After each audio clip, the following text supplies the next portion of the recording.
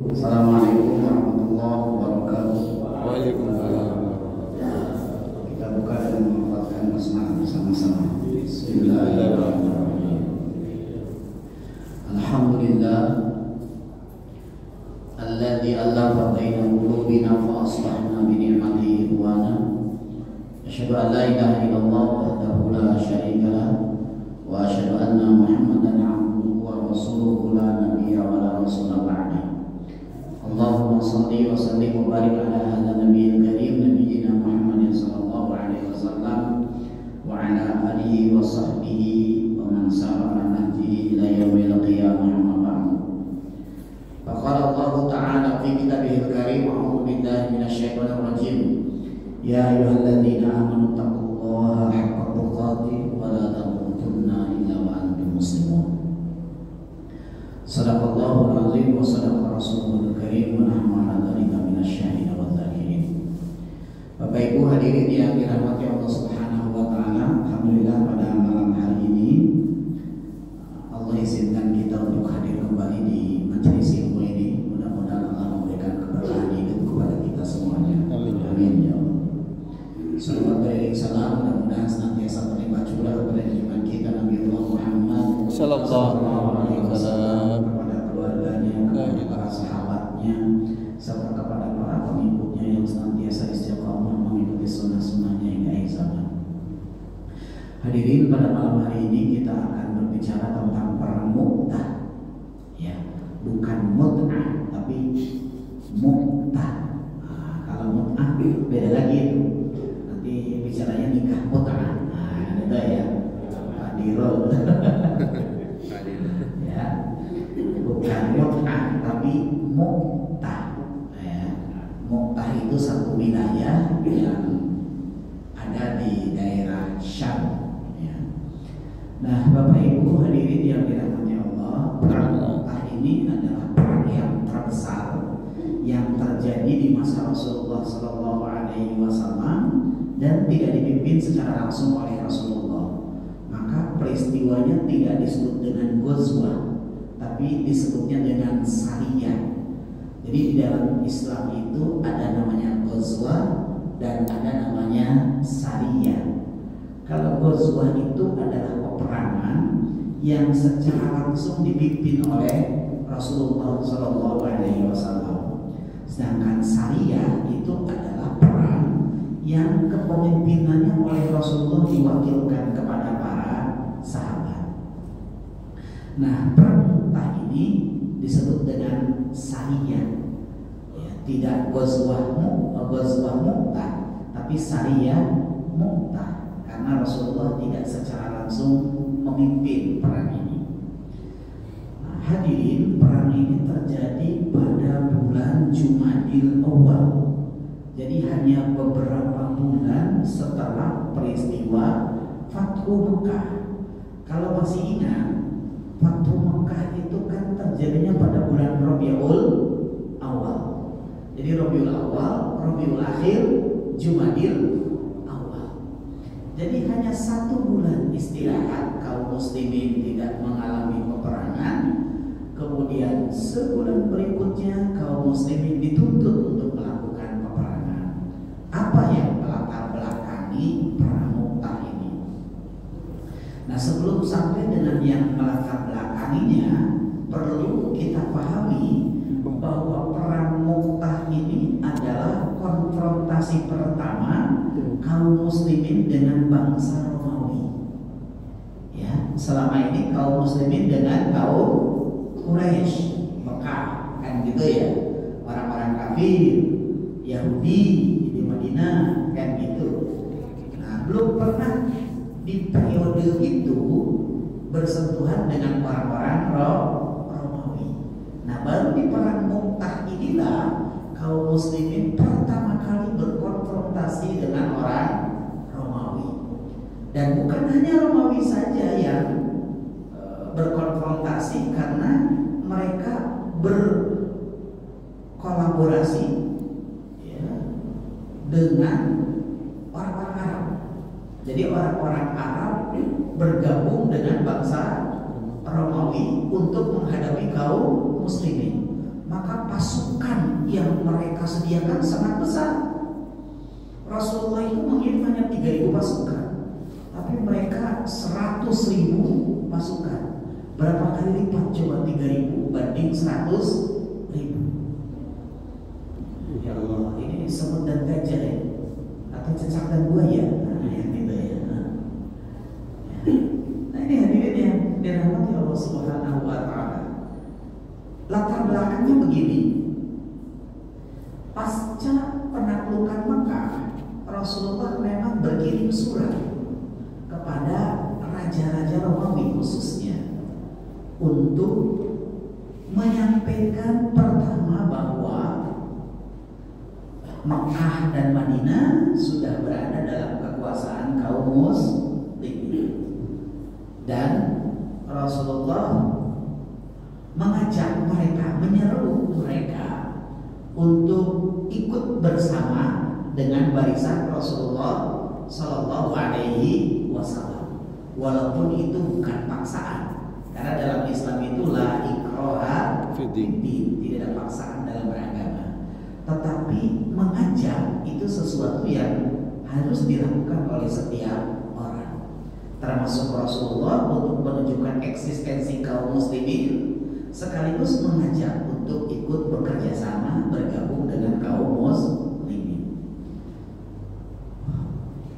Kok Rasulullah berkirim surat padahal Rasulullah kan ummi? Nah, gitu ya katanya. Ya memang yang menulis surat itu bukan Rasulullah. Rasulullah itu punya sekretaris namanya Zaid bin Sabit. Jadi rata-rata surat yang dikirimkan oleh Rasulullah itu adalah tulisan dari Zaid bin Sabit sebagai sekretaris Rasulullah Sallallahu Alaihi Wasallam. Nah hadirin, surat itu dikirimkan melalui utusan-utusan yang diutus oleh Rasulullah Sallallahu Alaihi Wasallam. Nah, salah satu yang diutus oleh Rasulullah Sallallahu Alaihi Wasallam itu adalah seorang sahabat untuk menyampaikan suratnya ke Raja Romawi, ya, Raja Bushra, begitu ya. Terkenalnya kan julukannya Raja Bushra, begitu Romawi itu. Nah, setibanya di Mu'tah, satu wilayah di Mu'tah ini belum sampai ke ibu kota Romawi pada saat itu, seorang Romawi yang bernama Surahbil, ya, Ibnu Amr al-Ghazali, menghadang lantas membunuh utusan Rasulullah itu. Jadi kurir, nah, yang akan menyampaikan surat. Padahal kesepakatan de facto secara internasional, yang namanya kurir itu tidak boleh dibunuh, ya. Jadi kurir itu utusan tidak boleh dibunuh. Itu udah kesepakatan. Kayak fakta pertahanan internasional itu kan salah satu putusannya ketika berperang tidak boleh membunuh wanita dan anak-anak. Makanya yang dilakukan oleh Israel itu namanya genosid, ya.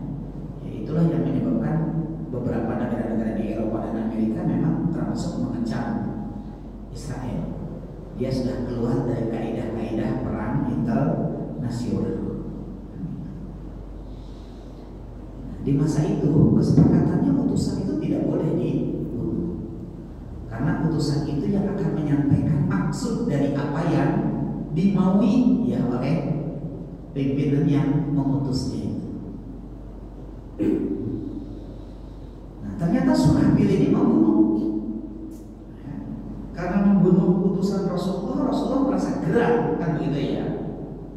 Ya, merasa geram, akhirnya Rasulullah mengirimkan ekspedisi pasukan itu ke Mu'tah di bulan Jumadil awal bulan Jumadil awal tahun ke-8 Hijriah. Jadi masih pada tahun di mana kaum muslimin pada saat itu menaklukkan kota Mekah. Nah hadirin yang dirahmati Allah Subhanahu wa Ta'ala, Rasulullah menyiapkan 3.000 pasukan untuk memberikan pelajaran kepada Romawi bahwa kaum muslimin tidak bisa diremehkan ya, dengan membunuh utusannya, kan begitu.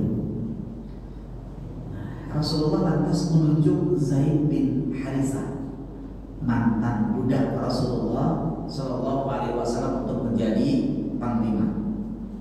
Kata Rasulullah kepada kaum muslimin yang diutus untuk berperang pada saat itu, mengatakan yang akan memimpin ekspedisi ke Mu'tah adalah Zaid bin Harisah. Kalau Zaid bin Harisah gugur, maka yang menggantikannya adalah Ja'far bin Abi Thalib. Kalau Ja'far bin Abi Thalib gugur juga, maka yang menggantikan adalah Abdullah bin Rawahah. Kalau Abdullah bin Rawahah gugur juga, maka kaum muslimin hendaklah, jadi Rasulullah katakan, kalian hendaklah memilih salah satu di antara kalian untuk menjadi pemimpin. Nah, hadirin yang dirahmati Allah Subhanahu wa taala, ketika pasukan telah siap diberangkatkan, seluruh kaum muslimin pada saat itu berkumpul, melepas mereka dengan menyebut-nyebut para pemimpinnya, para panglimanya, menyebut Zaid bin Harisah, menyebut Ja'far bin Abi Thalib, menyebut Abdullah bin Rawahah. Mereka membanggakan para panglima itu karena mereka adalah orang-orang yang piawai dalam berperang dan orang-orang yang sangat tangguh. Nah, hadirin yang dirahmati Allah Subhanahu wa taala, setelah itu datanglah roti. Itu datang roti pas ini rotinya, ini roti dua ya. Bukan datanglah musuh, tapi datanglah roti. Nah, pada saat kaum muslimin mengeluh-elukan, semua kader kaum muslimin yang diutus untuk berperang ke Mu'tah, Abdullah bin Rawahah itu menitikkan air mata. Terima kasih Mas. Ya. Roti kopi. Menitikkan air mata. Lantas para sahabat bertanya kepadanya, "Hai Abdullah bin Rawahah, apa yang menyebabkanmu menangis?" "Sahabatku," kata para sahabat ketika itu. Abdullah bin Rawahah mengatakan, "Demi Allah, aku menangis bukan karena cintaku kepada dunia." Ya Allah, ya. Abdullah bin Rawahah itu menangis ketika ditanya, menangis bukan karena cintaku terhadap dunia, maksudnya takut dengan kematian. Bukan itu yang menyebabkan dirinya menangis.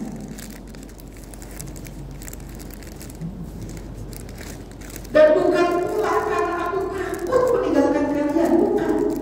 Bukan rasa cintanya kepada para sahabat, bukan rasa cintanya kepada dunia yang menyebabkan dirinya menitikkan air mata. Ya, benar.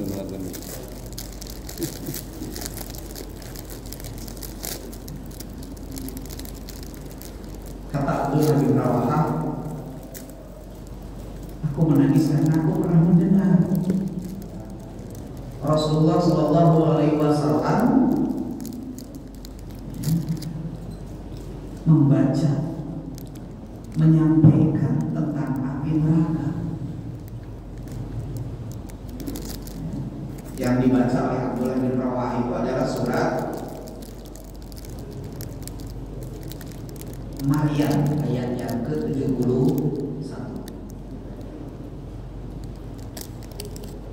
Surat Maryam 71. Dan tidak ada seorang pun darimu melainkan mendatangi neraka itu.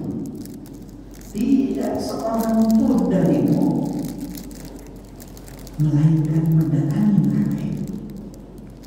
Hal itu bagi Tuhanmu adalah sebuah kemestian yang sudah ditetapkan. Abdullah bin Rawahah kemudian melanjutkan, sedangkan aku tidak tahu bagaimana keadaanku nanti. Apakah aku masuk ke neraka itu? Kan kira-kira begitu. Ya, karena itu kemestian yang sudah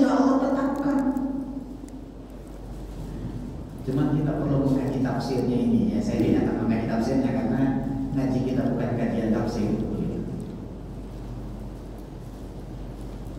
Lantas para sahabat mengatakan, Allah menyertai dan melindungi kalian. Allah akan mengembalikan kalian ya, sebagai orang-orang yang saleh. Ini motivasi yang dilakukan oleh kaum muslimin pada saat itu. Jadi rasa takut Abdullah bin Rawaha ya, untuk tidak terpilih menjadi penghuni surga, itulah yang menjadikan beliau meneteskan air mata. Sehingga kalau dirinya berperang lantas gugur, apakah saya akan menjadi penghuni surga atau menjadi penghuni neraka? Sahabat yang lain kemudian memotivasinya, insya Allah kalian berperang adalah menyambut apa yang telah Allah tetapkan, dan Allah pastilah akan memasukkan kalian menjadi orang-orang yang saleh. Lalu Abdullah bin Rawaha pun bersenandung bersyair, dan kebetulan Abdullah bin Rawaha memang ahli syair, ya, ahli syair. Bunyi syairnya begini, saya bacakan karena nggak hafal. Kumohon ampunan kepada Sang Maha Pengampun, dan juga tebasan yang kuat lagi keras yang akan menolakkan dengan tanganku segala yang berperisai, dan menembus dengan tombak dan pedang-pedang hingga terburai seisi perut, terobek jantung sampai semua berlalu, atau bangkaiku tersungkur. Semoga Allah merestui mujahid sejati. Saya membacanya terbata-bata karena lupa bawa kacamata.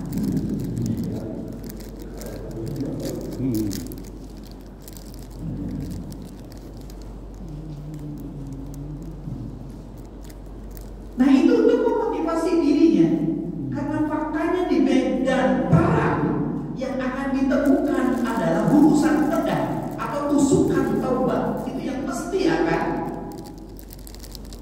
nampak.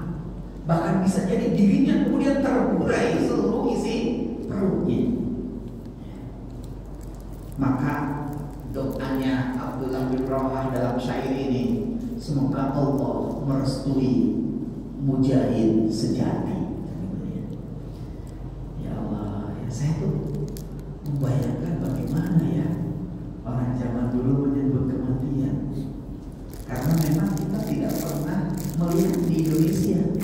Mungkin kalau di Gaza itu, ya, di Gaza hadirin, itu banyak anak kecil saja itu tidak mau mereka berpindah tempat tinggal.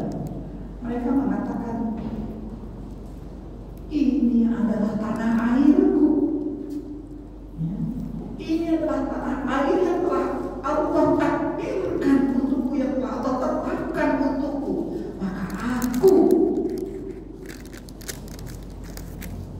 punya kewajiban untuk mempertahankannya.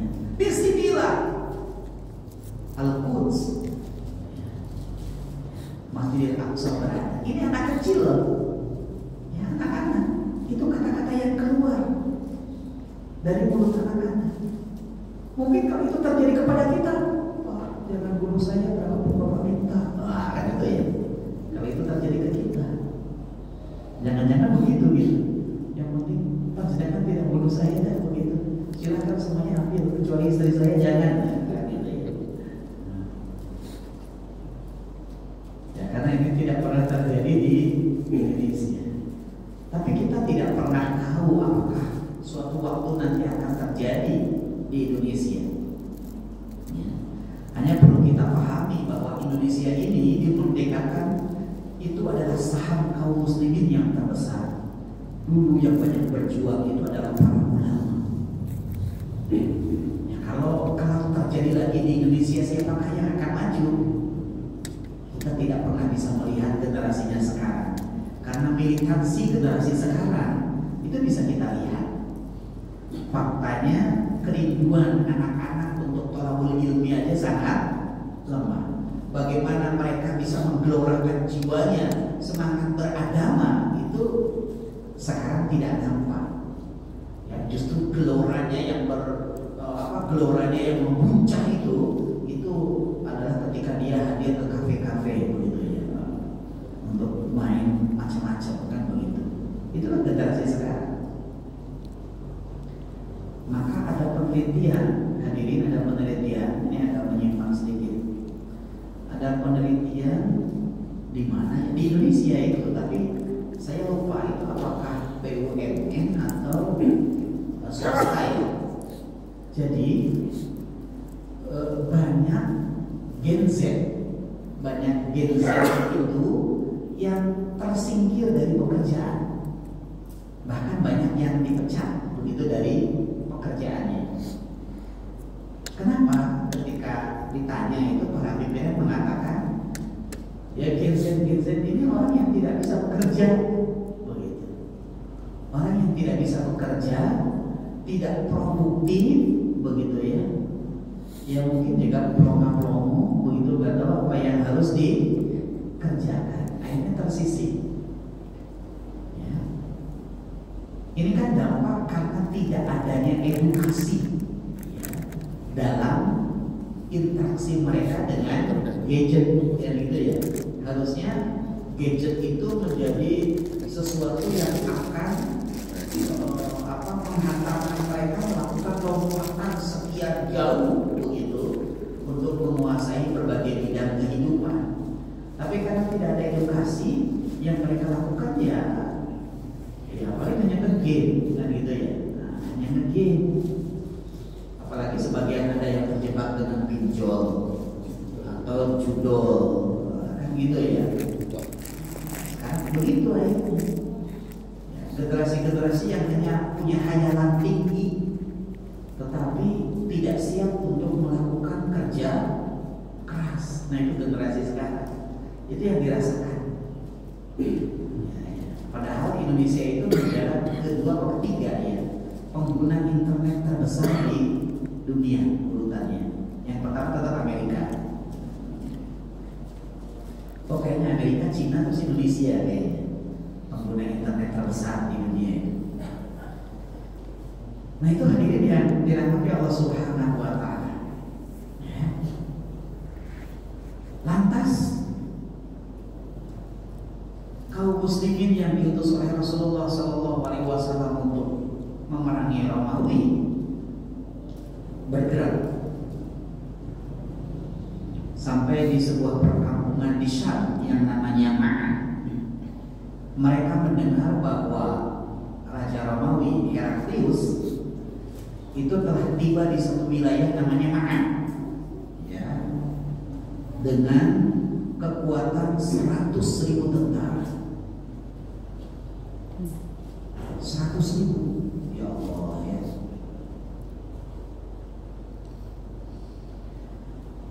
Mendengar berita itu, maka kaum muslimin memutuskan untuk menginap terlebih dulu di Ma'an.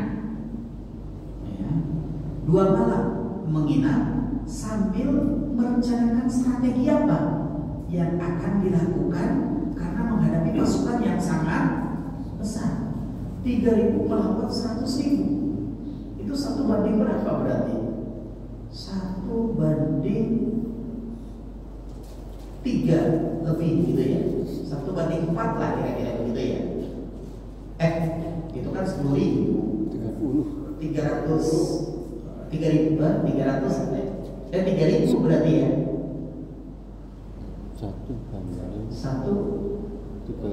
3.000 ya.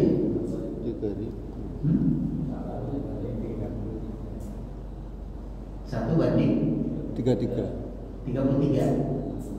orang.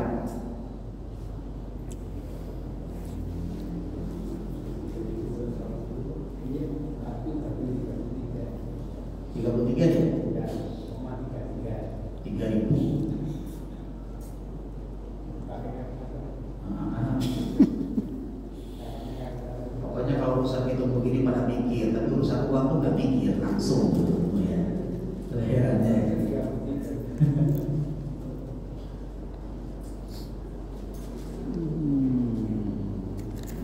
Satu banding 33 orang. Ya kayak bertempur ketika mau masuk ke dokteran UGM. 1 banding 33, 36 orang kan begitu. Mereka mengatur strategi menginap 2 malam. Ada yang mengusulkan begini, kita laporkan saja kepada Rasulullah. Jumlah mereka kan sangat besar, agar Rasulullah mengirimkan kembali bala bantuan.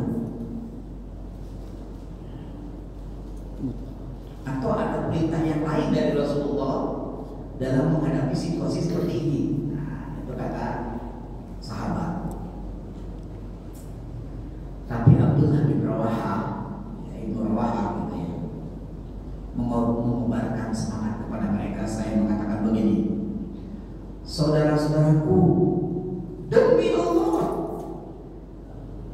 sesungguhnya sesuatu yang tidak kalian sukai, tetapi kalian pergi untuk mencarinya, adalah mati syahid.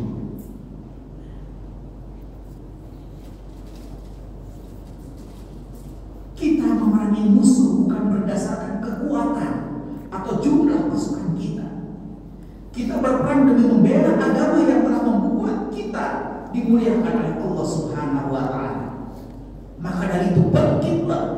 Ini semangatnya upaya dilakukan oleh Abdullah bin Rawahah. Ayo bangkit. Kita hadapi musuh dengan gegap berani. Sebab perang ini hanya akan memberi kita 2 kebaikan.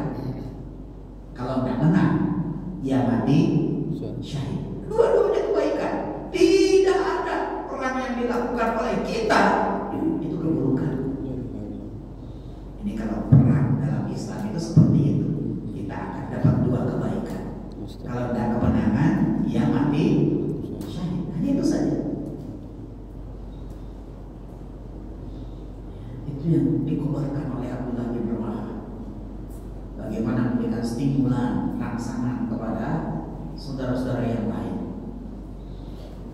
Karena begini hadirin, ini kan kekuatan akidah ya kalau kita gambarkan.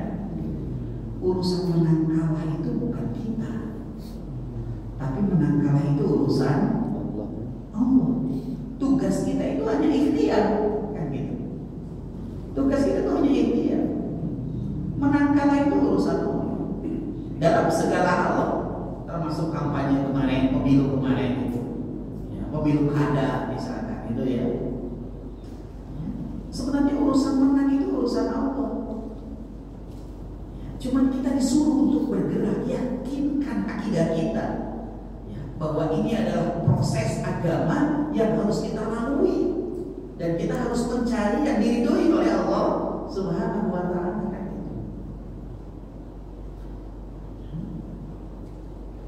Ya kalau tidak menang, berarti kita ini dituntut untuk memperoleh kesyahidan.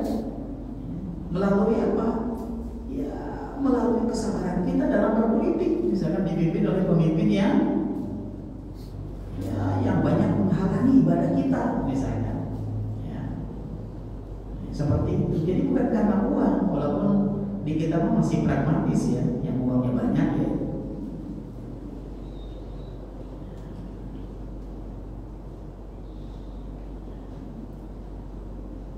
Jadi dalam berperang itu hanya itu, menang atau mulia saja. Mati syahid. Allah berikan kemuliaan itu. Ya Allah, kita lihat kaum muslimin itu ya tidak eman-eman dengan harta yang ditinggalkan. Ya, tidak merasakan keluarga itu begitu menghalangi dirinya, kan gitu ya. Kan punya istri, punya anak, kan begitu ya. Ya kalau kita kan mikir anak dan istri, kan gitu ya. Padahal kemarin itu dari utusan mana ya saya lupa. Itu ada beberapa tenaga medis itu diutus ke Gaza. Terus mereka diminta untuk membuat surat wasiat gitu ya. Karena memang taruhannya nyawa. Taruhannya nyawa, termasuk salah satunya adalah Dr. Taufik. Dr. Taufik ahli bedah. Ya. Prakteknya di mana ya? Prakteknya di PKU praktek, ya. Di Rumah Sakit PDHI itu praktek.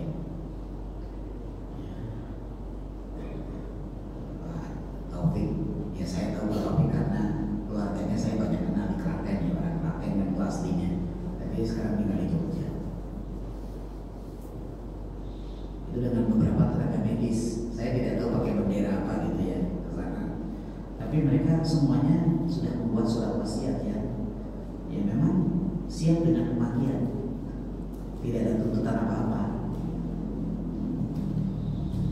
Ini kan luar biasa, yang sudah mewakafkan seluruh dirinya hanya untuk Allah.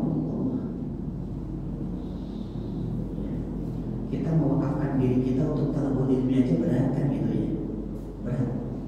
Karena orang memahami bahwa Islam itu hanya cukup dengan sholat, dengan puasa.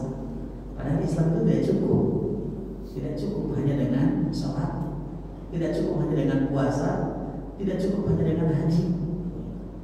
Karena semuanya butuh ilmu. Bagaimana mungkin sholat akan kita lakukan dengan sesempurna mungkin kalau kita tidak punya ilmunya? Bagaimana kita berpuasa akan bisa kita lakukan sesempurna mungkin kalau kita juga tidak tahu ilmunya? Maka ilmu itu harus lebih mendahului amal. Amal itu akan bernilai kalau didasarkan kepada ilmu.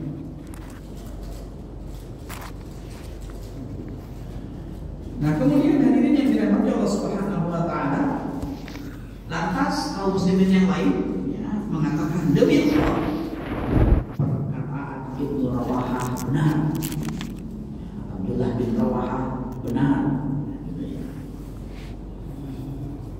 Mereka akhirnya memasuki perjalanan, mereka akhirnya melanjutkan perjalanan.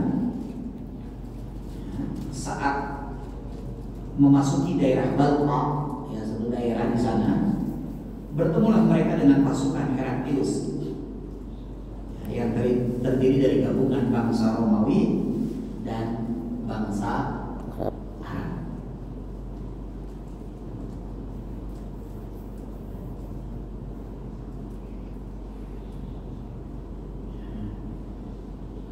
Ketika musuh sudah semakin mendekat, pasukan Muslimin kemudian bergeser ke satu wilayah namanya Mu'tah.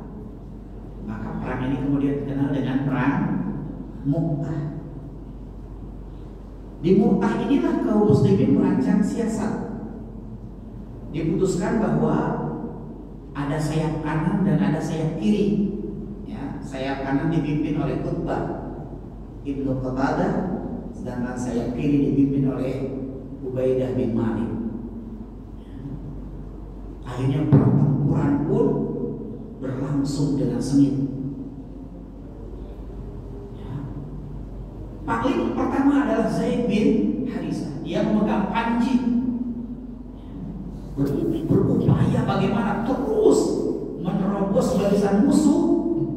Dia menggerakkan pedangnya ke sana kemari dan sekian banyak pasukan musuh yang tertebas oleh dirinya mati konyol. Ya. Tapi perang ini pula yang menyebabkan Zaid bin Harisah kemudian syahid.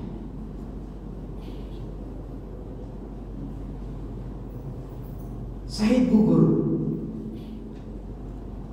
Sebelum gugur, Zaid bin Harisah itu bersyair. Syairnya begini: duhai, alangkah indahnya surga, alangkah indahnya surga, alangkah indahnya surga bagi siapapun yang menghampirinya. Harum tanahnya, dingin dan segar minumannya. Romawi, duhai Romawi, telah dekat azab mereka karena kekufuran mereka yang tak terhingga. Sungguh senang aku berperang melawan mereka. Itu di saat-saat kesahidannya. Ya. Artinya saat sakaratul maut itu yang keluar adalah kebahagiaan yang dihadapi oleh dirinya karena diberi kesempatan oleh Rasulullah berperang dengan orang-orang kafir demi membela agama lillahi kalimatillah. Dan beliau menyambut janji Allah Subhanahu wa taala untuk memasuki surga tanpa dihisab. Itu kan janji kepada orang-orang yang mati.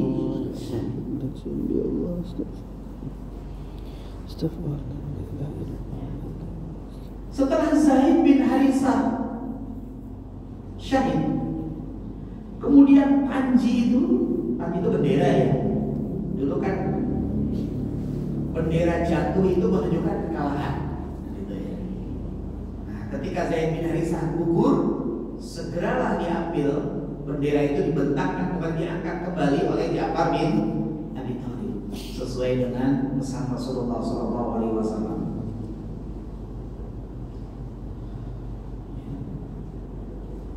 Ja'far mengambil panji itu dengan tangan kanannya.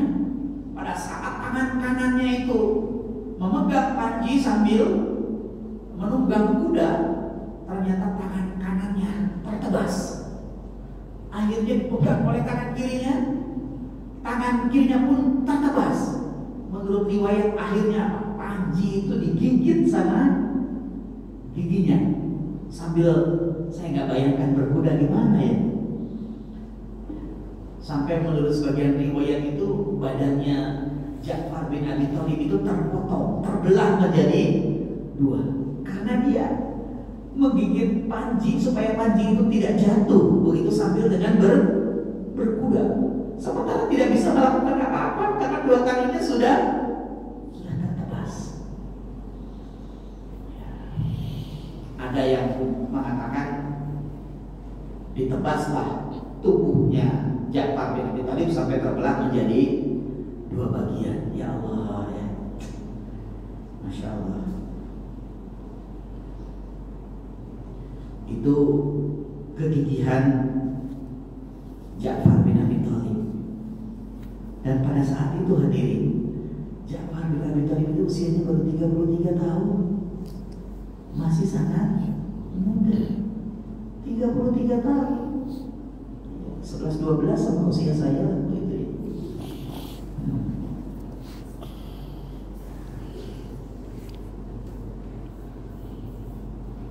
Masih sangat muda.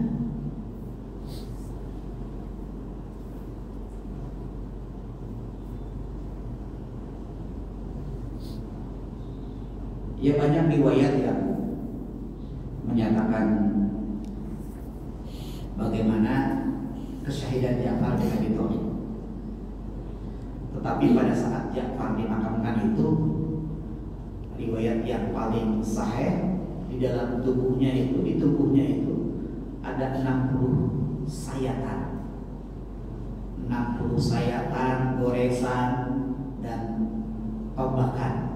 Jadi bekas artinya kalau 60 itu menunjukkan betapa kuatnya fisik Ja'far.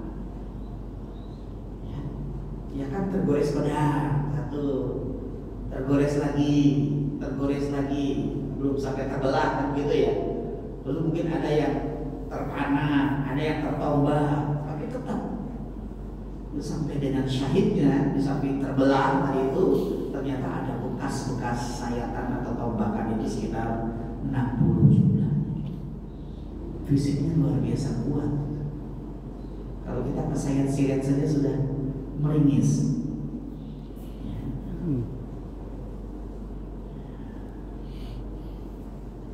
Nah ini hadirin yang dirahmati Allah Subhanahu wa ta'ala.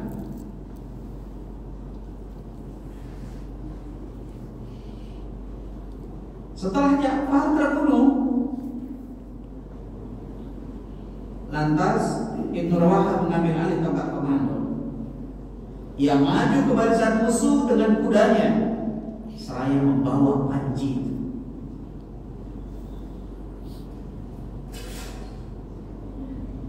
Secara psikis, Abdullah bin Rawahah pada saat itu terganggu juga. Terganggu secara psikis. sempat ragu-ragu. Namun dengan tubuh gemetar, akhirnya Abdullah bin Rawahah menguatkan hati. Ya, sambil bersyair begini, aku bersumpah, wahai jiwaku, engkau harus bertempur, masuklah ke medan perang, atau aku akan memaksamu. Jadi Abdullah bin Rawahah memaksakan diri sendiri, artinya menghibur dirinya. Jika orang telah berbaris dan berteriak, maju, tiada aku melihat dirimu membenci surga. Lama sudah kau hidup dalam ketenangan, tetapi engkau hanyalah setetes mani tua.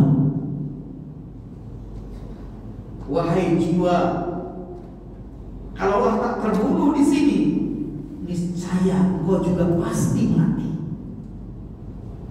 Di depanmu jalan kematian paling sempurna telah terhampar sebagaimana kau harapkan. Maka lakukanlah seperti kedua kawanmu, engkau pasti akan bahagia.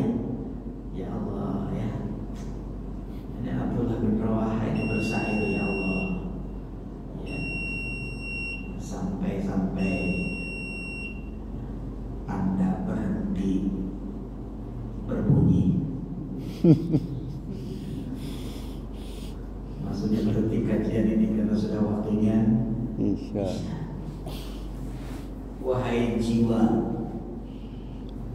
kalaulah tak terbunuh di sini, niscaya engkau juga pasti mati. Pasti mati.